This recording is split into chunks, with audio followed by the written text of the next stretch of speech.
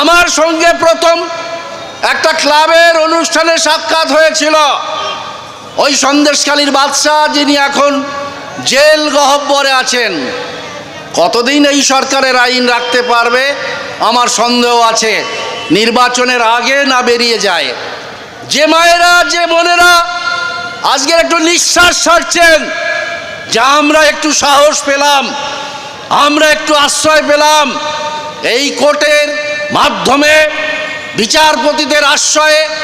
আশ্বাসে এবং এই যে অপরাধীদের গ্রেপ্তারের ফলে, যে অপরাধী পুলিশের সহায়তায় 56-58 দিন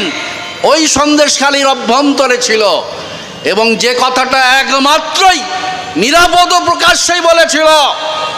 সন্দেশখালীর বেচার বাদশা কোথাও যায়নি, সন্দেশখালীর